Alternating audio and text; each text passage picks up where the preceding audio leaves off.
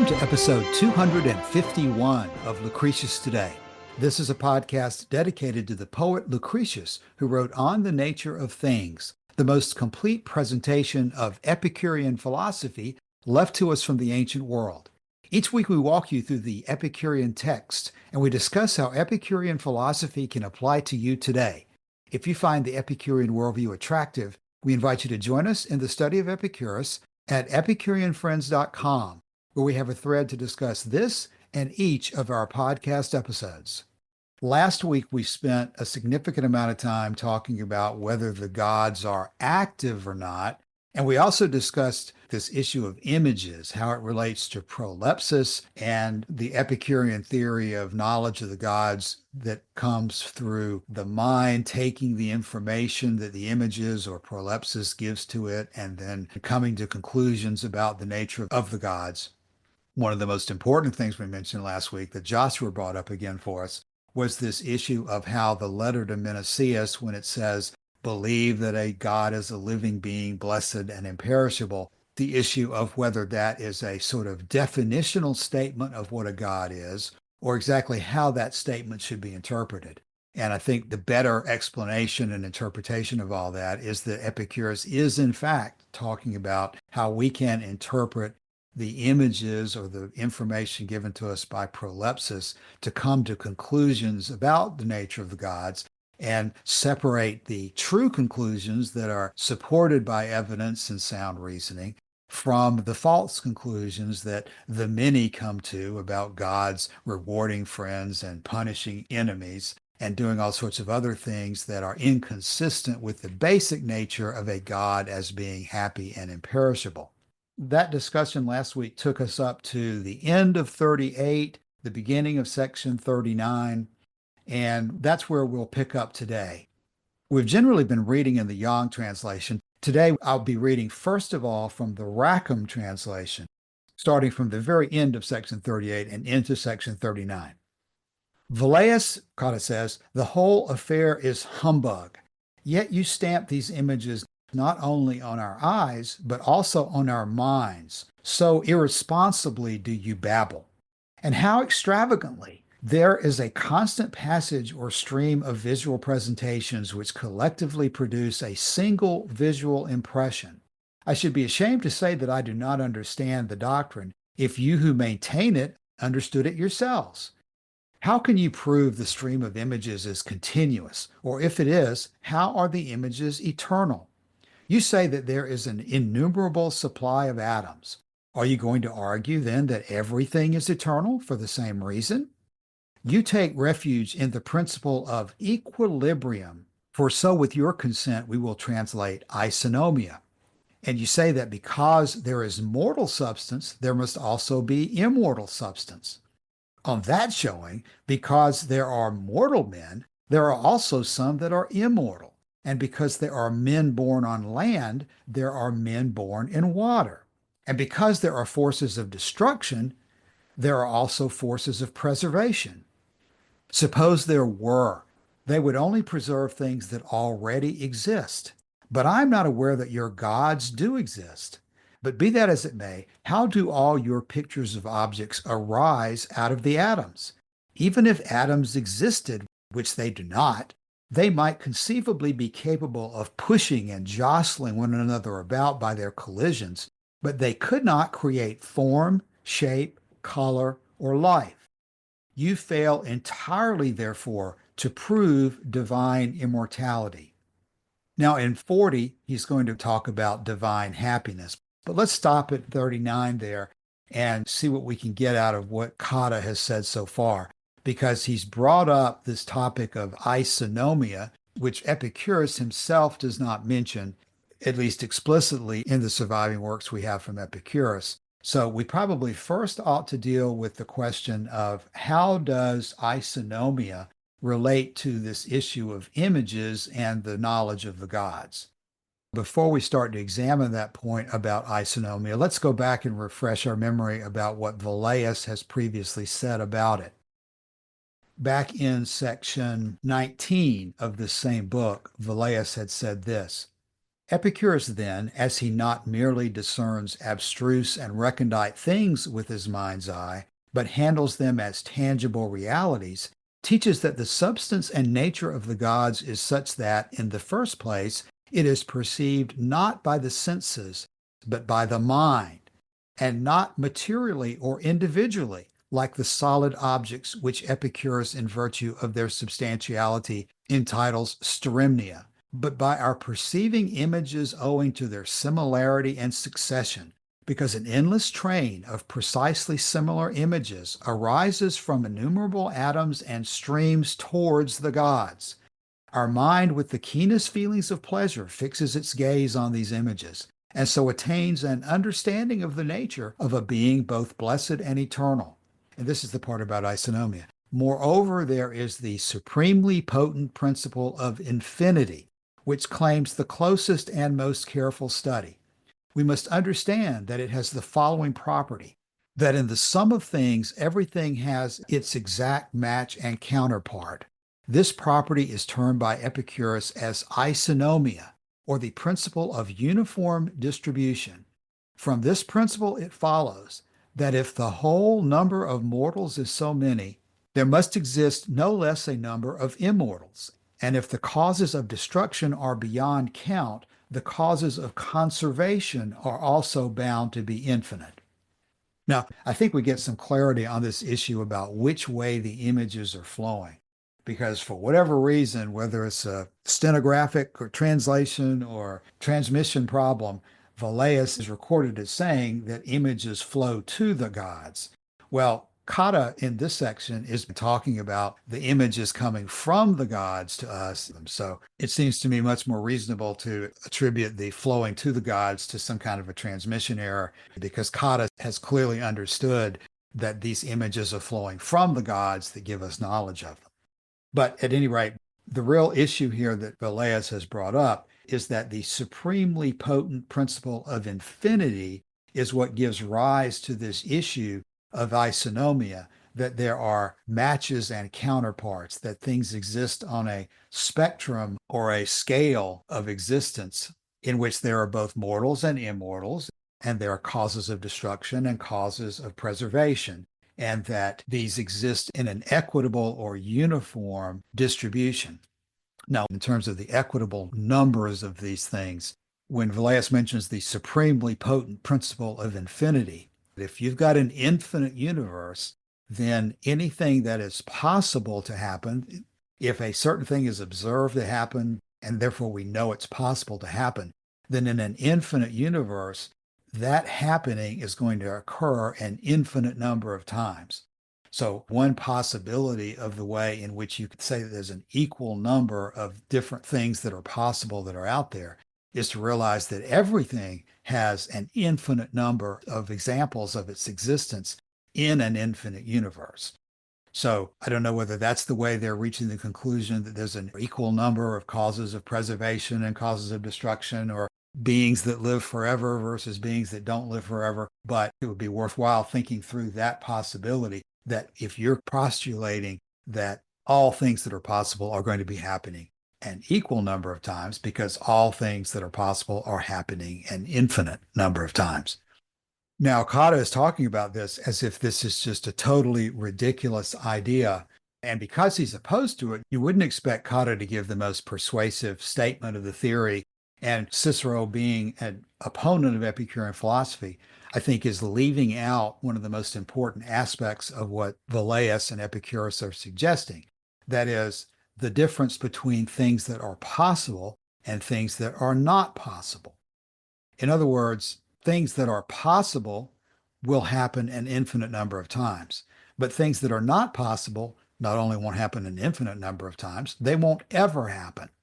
So in what we just read in 39, where Cotta says, and because there are forces of destruction, there are also forces of preservation. Suppose there were, they would only preserve things that already exist, but I'm not aware that your gods do exist. But be that as it may, how do all your pictures of objects arise out of the atoms? Even if the atoms existed, which they do not, they might conceivably be capable of pushing and jostling one another about by their collisions but they could not create form, shape, color, life. That gets us back to this issue of argument by design, that you have to have a designer in order to have things happen. In order to have anything come into being, you have to have an intelligent force that brings it into being. And so that's the level at which this argument is taking place. Velleius and Epicurus are telling us that the atoms, because of their motion and their own properties, will come together over an infinite period of time in all ways that are possible, so that the things we see around us come into contact not because of just absolutely random chance. They come about because the movement of particular particles in a particular location in space have properties that allow them to combine in certain ways, but not in other ways. That goes back to what I was saying about the difference between what is possible and what is impossible. It is possible, obviously, for atoms to come together and form planets and suns and stars and comets and human beings. We see human beings, we know they exist. We strongly believe that everything operates through atoms. And so, therefore, we have reason to conclude that it is possible for human beings to exist because we know that they exist. Things that are possible will, over infinity, extend an infinite number of times and in many, many different ways. It is possible for human beings to extend their lifespans, just like certain other animals have shorter lifespans, and healthy humans live longer than unhealthy ones, and there's ways to improve your health. Over time and infinity, you'll have a wide spectrum of periods of time over which living beings can continue to live. But over an infinite period of time, you will still never have a supernatural God, because the supernatural is impossible, because nothing has eternal existence other than atoms and void. And if something does happen, it is natural. So you can logically rule out the supernatural as ever even being possible. You run into some person, you run into some alien being who appears to you to have powers that are far superior to yours. They may be superior to yours. They may be much more intelligent than you are, but they're not supernatural, because only the natural can exist. So, in concluding about paragraph 39 here, Cotta is once again going back to this argument by design, saying that the atoms are not capable of giving rise to bodies of any kind, much less human beings or much less gods. And when Cotta says, quote, "You fail entirely, therefore, to prove divine immortality," Cotta's saying that you fail entirely to prove your theory of atomism. All right, so that's what's going on in 39. Okay, so in the third sentence of section 39 here in the text today, Cicero writes this way, quote, "But there is, you say, a transition of images flowing on in great crowds in such a way that out of many, some one at least must be perceived. I should be ashamed of my incapacity to understand this if you who assert it could comprehend it yourselves. For how do you prove that these images are continued in uninterrupted motion?" I'm going to transition to Norman DeWitt's book, Epicurus and His Philosophy. In the chapter under the New Piety, I'm looking at page 265. And to get something of a handle on what we're dealing with here, we have to go back a little bit in Greek history. And Norman DeWitt goes back to Heraclitus. He says this, quote, "By the time of Epicurus, the strange notion of flux, combined with permanence, which now seems bizarre, had been fondled by the Greeks for a century, since the days of Heraclitus. It was especially familiar in the saying that no one could bathe in the same river twice. It underwent refinement. Clear thinkers pointed out that it was impossible to bathe even once in the same river. It would be a different river from which the bather emerged. Were the conceit so fondled today, the tourist would be warned that the Niagara Falls viewed by him was not the same as viewed by previous tourists. By way of refinement, he would be warned of the impossibility of getting two glimpses of the same falls. The substance had changed while he glanced." Niagara Falls was about 60 miles east of the farm that Norman DeWitt grew up on, and he's using it here as a way of talking about what we now know as the identity problem of ontology. So ontology is a branch of philosophy that deals with questions relating to being. Does something exist? This is the question Cicero's asking. And the identity problem of ontology deals with how do we define something in a way that accounts for its necessary changes. And the way we occasionally skirt on this issue is when we talk about the Socrates syllogism. For example, how many grains of sand do you have to remove from a heap before it is no longer a heap? Or the ship of Theseus, how many times do you have to change out the hull and the rigging and the mast and the oars, the anchor, before it is no longer the same ship? That's the question. And it emerges for the Greeks from this question of flux. And for the atomists, the question of flux arises out of the flows and the perpetual motion of the atoms.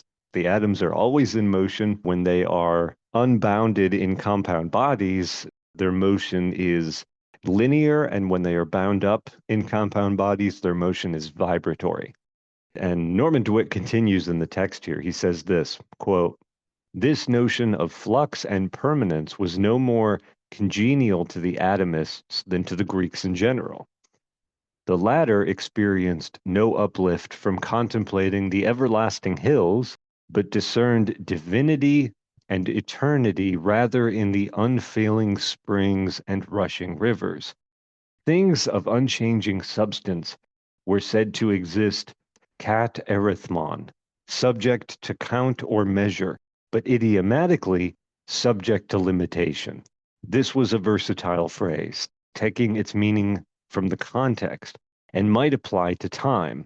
For example, Philodemus points out that even a chronically bad-tempered man may be subject to special spells of anger or limited duration, that is, kat erithmon. In our scholium, however, the reference is to substance. DeWitt then transitions to the theories of afflux and efflux. Because if you look in the texts, there is this enduring argument about whether these images that we're talking about, these idola, which are composed of atoms and are the foundation of Epicurus's theory of vision and of other sensations, there's a question as to whether these images flow to or from. And Norman DeWitt has a solution to that, and I'm going to read that now. He says this, quote, "For the acceptance of the theory of afflux and efflux, the minds of pupils had already been prepared by Epicurus through his explanation of vision in his syllabus for beginners. It was there pointed out that even a solid body was vibrant with internal motion, which caused a perpetual discharge of subtle images, preserving the surface appearance of the object. This continuous discharge was possible because an infinite supply of the proper atoms was always pressing close, eager as it were to dart into the required conformation." So what he's saying here is, in Epicurus's theory of vision, objects that we see are constantly discharging a film of atoms, and this film strikes our eyes, and that's how we perceive the object in question. That is the efflux of the atoms from the object to our eyes. But in order for this to continue for very long, there has to be an afflux of atoms into the body so that it can continue to discharge atoms. That's the way I'm understanding what Norman DeWitt is saying here today. Norman DeWitt continues this way. He says, quote, "Therefore, by invoking the elementary principle that the number of atoms of each particular shape is infinite, it may be said in the words of Cicero that out of the infinite supply of atoms, an interminable form, in Latin species or in Greek eidos, consisting of identical images, arises and flows to the gods." This is the afflux, the flow of atoms to the gods, replenishing their own atoms, so that a subsequent efflux can flow the images of the gods to us. Cicero is very, very snide in his mocking approach to Epicurus's theory of vision. I think it's only fair, though, to look at another theory of vision in the ancient world, and this is Plato's theory of vision. Plato held to what is now called the emission theory, which stated that the eyes emit rays of light that illuminate objects in front of them. And this theory, of course, because it came from Plato, has a very long shelf life. And it involves the following principles. The eyes project rays of light, sort of like a flashlight. And those rays of light illuminate a pool of light in front of us. And that allows us to see the objects that are in that pool of light, that are lit up by the rays emitted from our eyes. And then to account for darkness, the idea is that something intervenes to block the eye rays, as they're called, these light rays that come from the eyes. Furthermore, the visual stream from the eyes is made up of particles of fire. Plato is not an atomist. He doesn't hold that the cosmos is made of atoms and void. Instead, the accidents or events that we see in front of us are made of these fundamental elements. And that in turn conceals the underlying truth, which is that everything that we see is a shadow of the ideal form of the thing itself. I think I'm going a little too far off the rails here, though. So let me just recap by saying that this falls under, because we're dealing with flux and the flow of atoms and things are hard to get a handle on, we're dealing with partially the identity problem of ontology, and we're dealing with the process of both afflux and efflux. This is Norman DeWitt's interpretation. And of course, there are other theories to explain this stuff.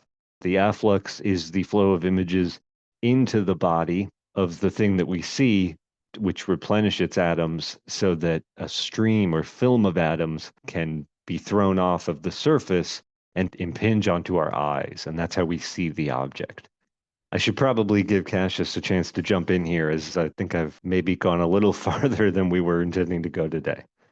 No, Joshua, you're doing fine. You're bringing up some really important material that I do want to comment on to confirm a couple of different things you've said. First of all, I feel like Pavlov's dog. Whenever I hear the word flux, I cannot resist going back to Diogenes of Oinoander, fragment number 5, where Diogenes recorded, quote, "Now Aristotle and those who hold the same peripatetic views as Aristotle say that nothing is scientifically knowable because things are continually in flux, and on account of the rapidity of the flux, evade our apprehension. We, on the other hand, acknowledge their flux, but not its being so rapid that the nature of each thing is at no time apprehensible by sense perception." So this is a very important issue, and I do think that DeWitt's example of Niagara Falls is helpful. You can easily imagine how the same type of people, the same personality that loves these mind game puzzles, who will say that, well, you can never bathe in the same stream twice because the particles of water are always flowing and that makes it a different stream. Well, when you hear something like that, you can be maybe for a moment taken aback by the thought of it. But when you think about it in practical terms, that the Niagara Falls that you saw a year ago or a day ago or a minute ago is not the same Niagara Falls as it is that you're seeing right now, because the drops of water have changed. So that makes the falls different. Somebody of common sense is going to reject that as a ridiculous thing to be discussing. And it is ridiculous, but when you're in a philosophic debate, you have to have an understanding of your position. And ultimately, it comes down to the fact that the atoms are constantly moving through the void, but they're not moving at such a speed and in such a way that what they form in terms of bodies and how the bodies have properties and qualities are not understandable. That's the ultimate Epicurean position, is that all this movement is definitely there, but it doesn't take a god, it doesn't take the supernatural to put it all together in understandable terms, because our senses allow us to do that. Now, you read some really interesting material that DeWitt had to say about flux and efflux as well. And this is where DeWitt has recorded for us this very interesting theory about how the gods must act to sustain their deathlessness. Well, that's a theory that DeWitt has a series of references to support. And another theory that DeWitt is bringing up here in this section that I think you skipped over for good reason, but I'm going to mention it just to key anybody who might like to look into it further, is DeWitt is bringing up here on page 265 and 266 that there is evidence in the text that Epicurus held that there's more than one class of gods, and that one class of gods is indeed this type that survives through the constant replenishment of his atoms in this Niagara Falls type of way. But there's actually another class of gods as well that exists, as Joshua was pointing out, subject to limitation, with this implication that they have a more solid body, that they continue their existence in a way that's different from the flows of the atoms that we generally talk about. And in connection with that, I think it's worth reading a paragraph that DeWitt adds here about Cicero's interpretations, because what he's basically saying is that Cicero is focusing all of his attack here through Cotta on the type of God that exists through this image's replacement of the atoms, but that there's also evidence that Epicurus thought there was another type of God as well that doesn't exist in the same way. And DeWitt says this, quote, "Mention of Cicero affords excuse for the reminder that Cicero does not confuse the two classes of gods as some have alleged, but speaks with precision within the limits of his purpose. This purpose," and this applies to everything we're reading in Cicero about Epicurus. This issue of, is Cicero lying? Does he not know what he's talking about? Is he deliberately misrepresenting? I think what DeWitt is about to say here is probably the most accurate way of describing it. He says, quote, "Cicero's purpose was not to present a complete or true account of Epicurean doctrine, but to select material apt for disparagement. For this reason, Cicero selected the gods of ever-changing substance and ignored the other kind. His treatment is brutally brief, and no space was available for details that were recondite or uninteresting to the public. His approach was like that of certain comic poets, for whom only those items that were well known and hence good for a laugh, such as, quote, condensing pleasure, unquote, were utilizable. It may be recalled how Cicero causes his spokesman to observe that the gods must be fearful lest sometime the stream of constituent images should fail. Cicero was engaged in a campaign for the belittlement of Epicureanism. Always a trial lawyer, even when philosophizing, Cicero felt under no obligation to present all the evidence, but only to make such a selection of the evidence as would be effective with the jurymen." So again, this is a point that applies to so much. What Cicero says specifically, if he says it specifically, especially if he puts it in the mouth of Torquatus or Velleius or an Epicurean spokesman, it's probably relatively accurate. But he's not going to give you the full picture because it's not his point to do so. His point is to present a picture that he can then turn around and disparage and undercut. Because again, he's writing this for a purpose. He's not writing this to be the number one philosopher of all time. He's writing this because he thinks that Rome would be better off if people thought the way that he did. And he thinks that Rome would be worse off if the Epicurean philosophy continues to grow as it had in his time. So he's presenting parts of the story without giving the full explanation. It's up to us to go back and pull out of the prior text, the prior discussion, pull out of other texts that we have the rest of the story so we can bring it all together in a way that makes sense. If we just listen to the part that Cicero brings out, we're only going to get half the story. Looked at in isolation, that half may be accurate, but it's only half the story. Now, let's go ahead and turn to section 40 and follow up on the discussion we had last week about activity and happiness and so forth. Because in section 40, Cotta says, quote, "Now let us consider divine happiness. Happiness is admittedly impossible without virtue, but virtue is in its nature active, and your God is entirely inactive. Therefore, he is devoid of virtue. Therefore, he is not happy either. In what then does his life consist? In a constant succession of things good, you reply, without any admixture of evils. Things good? What things? Pleasures, I suppose, that is, of course, pleasures of the body, For your school recognizes no pleasures of the mind that do not arise from and come back to the body. I don't suppose that you, Velleius, are like the rest of the Epicureans who are ashamed of certain utterances of Epicurus in which he protests that he cannot conceive any good that is unconnected with the pleasures of the voluptuary and the sensualist, pleasures which in fact he proceeds without a blush to enumerate by name. Well, then, what food and beverages, what harmonies of music and flowers of various hue, what delights of touch and smell will you assign to the gods so as to keep them steeped in pleasure? The poets array banquets of nectar and ambrosia, with Heap or Ganymede in attendance as cupbearer. But what will you do, Epicurean? I don't see either where your god is to procure these delights or how he is able to enjoy them. It appears then that mankind is more bountifully equipped for happiness than is the deity, since man can experience a wider range of pleasures. You tell me that you consider these pleasures inferior, which merely tickle the senses. The expression is that of Epicurus. When will you cease joking? Why, even our friend Philo was impatient with the Epicureans for affecting to despise the pleasures of sensual indulgence. For he had an excellent memory and could quote verbatim a number of maxims from the actual writings of Epicurus. As for Metrodorus, Epicurus's co-partner in philosophy, he supplied him with many still more outspoken quotations. In fact, Metrodorus takes his brother Timocrates to task for hesitating to measure every element of happiness by the standard of the belly.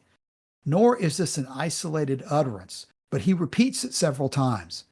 I see you nod your assent, as you are acquainted with the passages. And did you deny it, I would procure the volumes. Not that I am at the moment criticizing your making pleasure the sole standard of value. That belongs to another inquiry. What I'm trying to prove is that your gods are incapable of pleasure, and therefore by your verdict can have no happiness either. Okay, we began dealing with that last week in reminding everybody how Cotta and how Balbus, how Cicero are part of the general Platonic Aristotelian position that all that really matters is virtue and the mind is what's important, and that the pleasures of the body are inferior and ignoble and not worthy of pursuit. But this is a good detailed explanation of that argument. And Cotta is twisting it into the argument that you say that the pleasures of the body are all that matters. Well, your God doesn't even have a body, so he can't even partake in pleasure, so he can't be as happy and he can't experience as much pleasure as a human being can. What kind of a sense does this doctrine make, Velleius, is where Cotta is coming from. So Cotta here in section 40 is making a number of statements and a number of insinuations about Epicurean ethics that I think it would be a mistake to let pass by, even though we have dealt with all of this at length in our series of episodes on Book 2 of Cicero's On Ends. He says, "It is certain that without virtue there can be no happiness, but virtue consists in action, and your God does nothing." Much of that we've already dealt with at length in this series of episodes. And of course, Cicero and Cotta are going to say that without virtue there can be no happiness. Epicurus does say in Principal Doctrine 5 that it is impossible to live a pleasant life without living wisely and honorably and justly, and it is impossible to live wisely and honorably and justly without living pleasantly. And so while Epicurus is not going to place virtue as the telos, as the end or the goal of human endeavor, justice and virtue are part of the package of how we live a life of pleasure. And so they are important, right? But Cicero and Cotta, they're going to kind of ignore that for a moment. This is what you were talking about, Cassius. Cicero is editing his presentation in a way that makes Epicurus look bad. And one of his favorite slurs, particularly on the question of ethics, is that Epicurus says repeatedly that he is a sensualist, that he openly avows that he has no idea of any good separate from wanton and obscene pleasures, which, without a blush, he names distinctly. This is again a reference to a fragment from a lost book of Epicurus called Peri Telos, or On the End Goal. And Epicurus writes, quote, I do not know how to conceive the good apart from the pleasures of taste, the pleasures of sex, the pleasures of sound, and the pleasures of contemplating beauty. And we did have a discussion very recently on the meaning of that fragment and how we should compare it to what is written in the letter to Menoikeus. And in the letter to Menoikeus in section 131, Epicurus writes this way: to grow accustomed, therefore, to simple and not luxurious diet gives us health to the full, and makes a man alert for the needful employments of life. And when, after long intervals, we approach luxuries, disposes us better towards them, and fits us to be fearless of fortune. When, therefore, we maintain that pleasure is the end, we do not mean the pleasures of profligates, and those that consist in sensuality, as is supposed by some who are either ignorant or disagree with us or do not understand, but freedom from pain in the body and from trouble in the mind.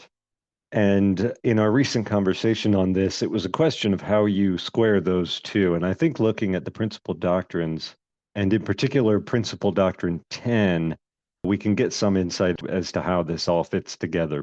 Epicurus writes this way in Principal Doctrine 10, quote, if the objects which are productive of pleasures to profligate persons really freed them from fears of the mind, the fears, I mean, inspired by celestial and atmospheric phenomena, the fear of death, the fear of pain, if, further, they taught them to limit their desires, we should never have any fault to find with such persons, for they would then be filled with pleasures to overflowing on all sides, and would be exempt from all pain, whether of body or of mind, that is, from all evil.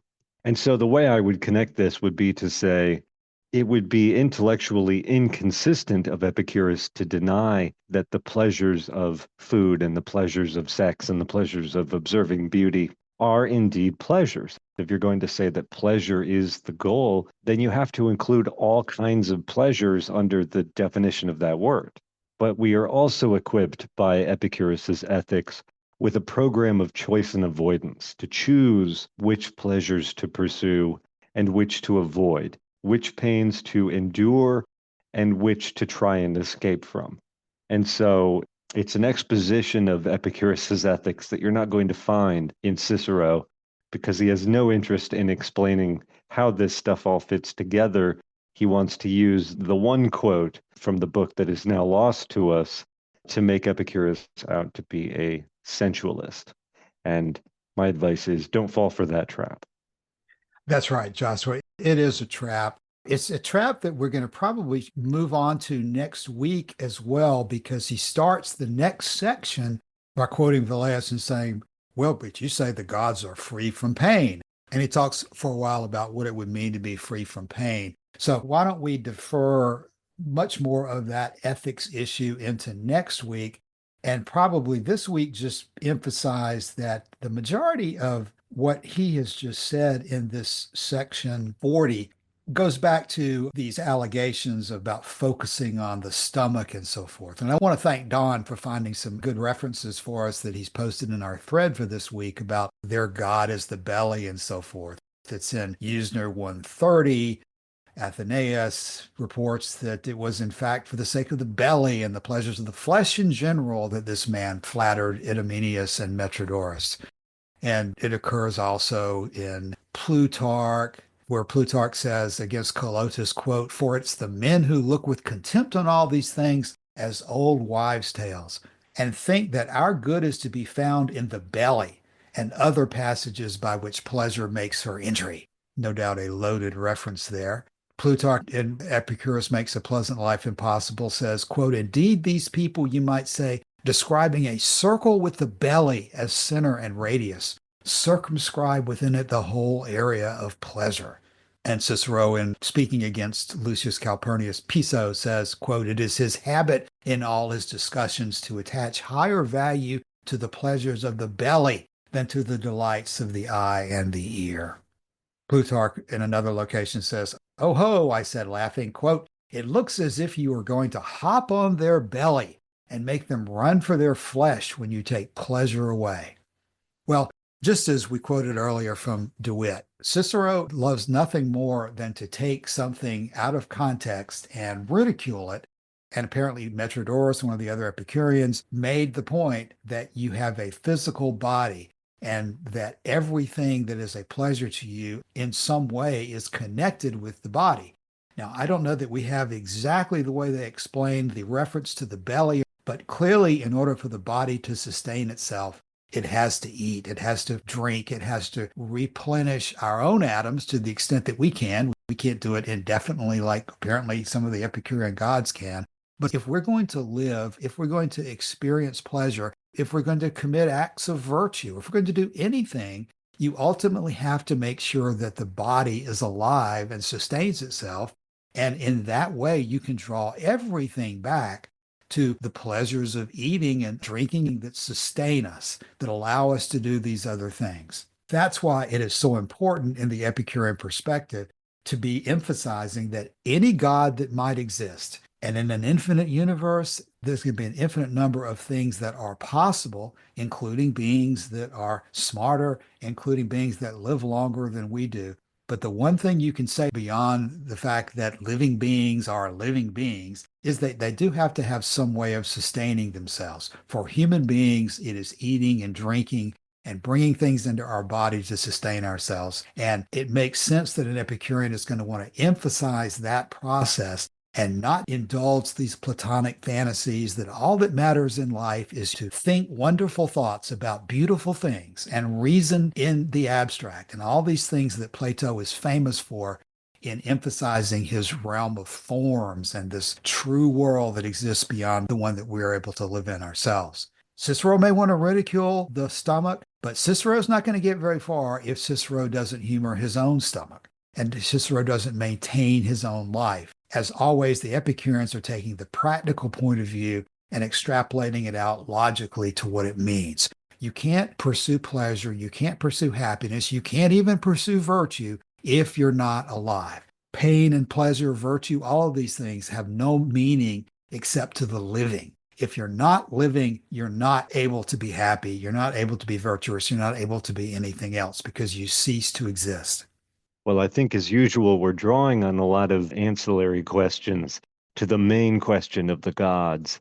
And that certainly makes this text worth going through. And I'm excited to see where we go next in Cotta's protracted argument against all things Epicurean.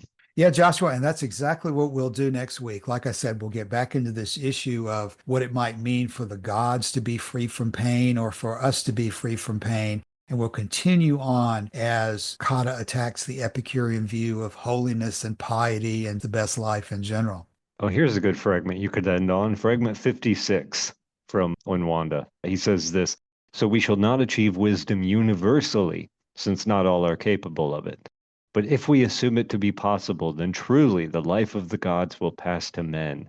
For everything will be full of justice and mutual love, and there will come to be no need of fortifications and laws," and so forth. Yeah, these are really fascinating issues, Joshua. And again, they're not of just academic question because the life of the gods is relevant in Epicurean terms to the life of real people. And we have, of course, Epicurus's reference about studying with each other these issues of infinity, philosophy, natural science, and you become a god among men. All sorts of references. There are productive things to be learned in exploring the nature of what the best life might be if you were able to pursue what you wish to pursue unhindered by sickness and disease and all the other issues we run into as human beings. How would we spend our time if we could get past these requirements of daily life that take us away from the things that we want to do?